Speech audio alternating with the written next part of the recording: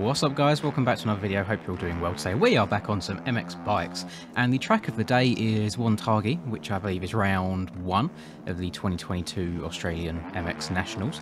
Now, this is a little bit different. This is post-commentary for a change. Usually when I do any of these videos I just kind of do it in the moment, talking whilst I'm riding. However, my planned video idea kind of went in the bin.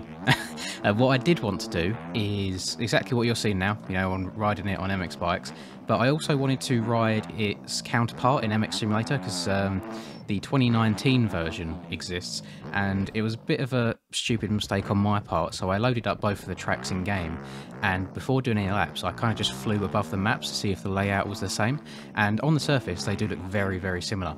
However, it's not until you actually get to ride around and you feel a massive difference in speed. So the MX Simulator version was so much slower that it would have been hard to kind of not compare the two, because I didn't want it to be a comparison video and saying, oh, this one's better than the other or so on and so forth. I just thought it'd be nice to see how differently they play to each other and enjoy them in like both regards, but they didn't line up how I wanted at all, so I ended up scrapping the MX Simulator part and we are left with the MX Bikes part here. Now, the reason I wasn't talking over them during recording is I wanted to have the same camera angle in both parts of the video. So on bikes I'm quite happy interchanging between first and third person, that's no problem at all.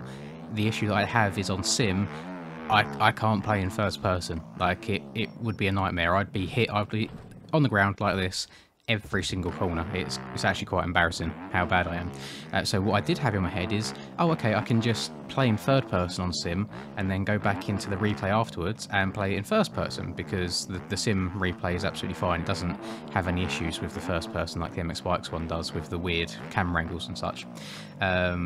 But yeah, it didn't work out that way at all, where the tracks ended up being so different. I'd already pre-recorded this part first without talking at all, because I was going to talk over both of them at the end.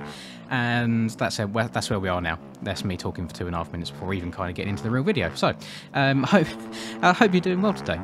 This track was made by Bishop, and he's also done round 2, which is at Mackay, which I really enjoyed it as well. And if I had to say, well, you'll probably see me on the ground quite a lot throughout this video, because this is actually, it doesn't look it, but it's actually a very, very difficult track. But to me, I enjoy it more than round 2. It is a lot rougher than round 2 was.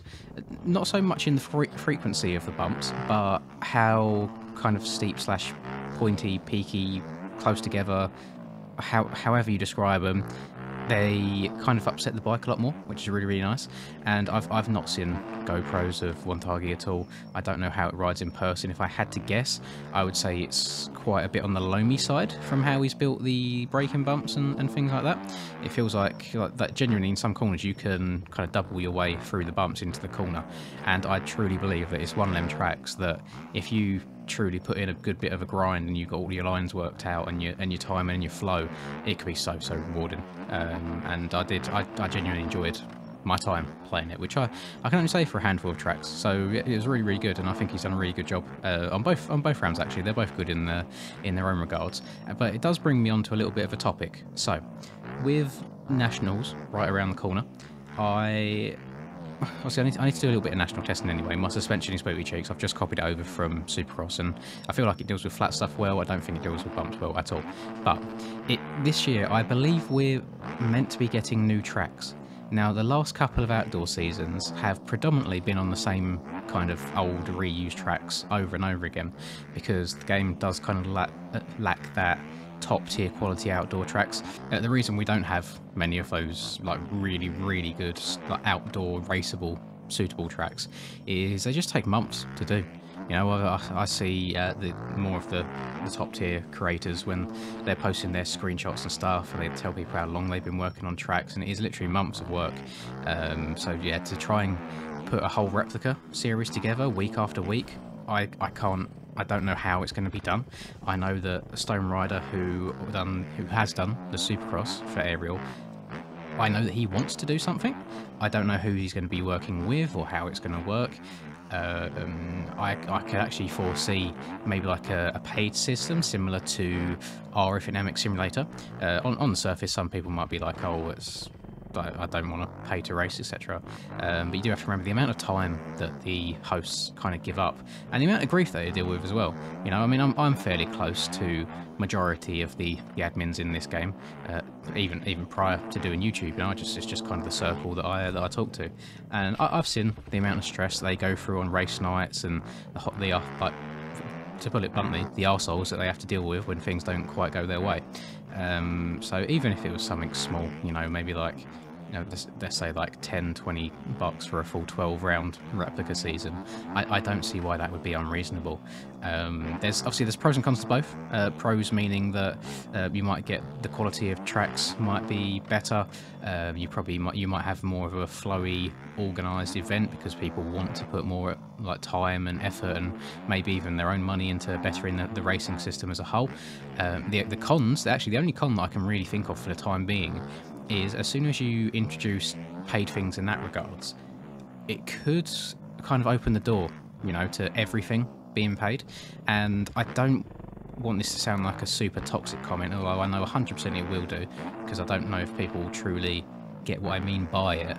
But I don't want it to turn into MX Simulator 2.0, where people literally charge someone $10 just to put their name and number on a bike, you know, and not scam people as such, because if you can't do it, then fair enough, it's your money, do what you want, pay someone to do it yourself. But I just feel like it'll be that point that it might be a shift where everything ends up being paid, and that's the only part that I'm scared about. Is I don't know if MX Bikes has the infrastructure or the community size to go down that route just yet.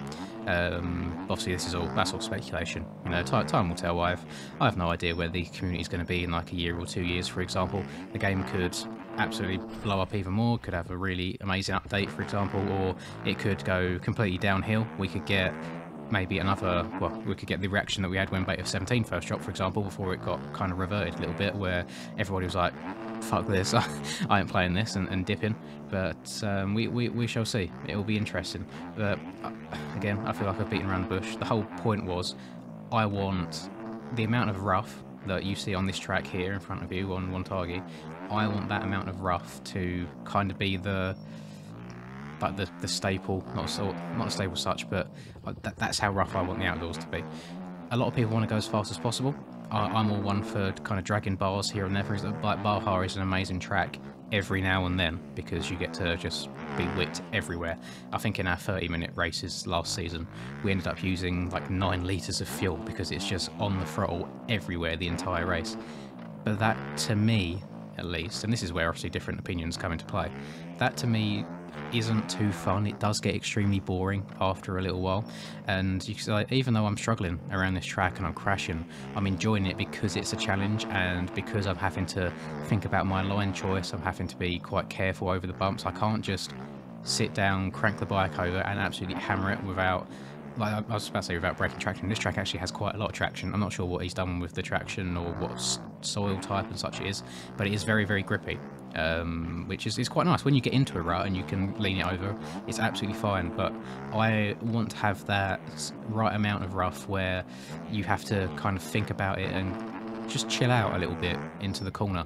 And there's some parts of the Supercross tracks this year. So on Atlanta, for example, just as you go over the finish line, you chuck a left, go onto the start straight, and then you turn right into the first quote-unquote rhythm section. Now, that right-hander, I don't know what it was about it, like if it was the erode settings, a soil type, but it eroded really, really well to the point where you had to get all of your braking done early and get the bike kind of settled before you learn it over into the corner. Otherwise, your front end would wash or your back end would step out. And it was a really nice technical piece of the track that I really enjoyed. And that's what I want. I don't want to just be able to go 5th gear pinned everywhere for 12 rounds, because it's to me, keywords to me, it gets a little bit boring. And that's just where I'm at. Obviously, we've not had like an outdoors test track. Like, for example, I know when Stone Rider was preparing for the Supercross season, he released a couple of tracks prior just to sort out his scaling and things like that. And I know that we're still in the Supercross season right now, and I don't believe that all the tracks are completed. I feel like usually it's a case of they're done on the like finalised on the day or the day before release. So it's literally a week-to-week kind of project. I'm not sure on the exact start date of whatever Outdoors would be. We're very, very limited on information at the time being, but I can see it being like maybe if we follow real life, for example, I'd like it to be in the same week. You never know, but a week or two after Supercross maybe, who knows. It depends if they're going to go down the route of making the track like for like on race day, or if they're just going to make it maybe based off of last year's tracks. I have no idea, but we shall see. I haven't got a whole lot more to say in this video. Let me know what you think about just kind of the nationals tracks that we have right now as a whole that we've used over the last few seasons, if you are a racer yourself.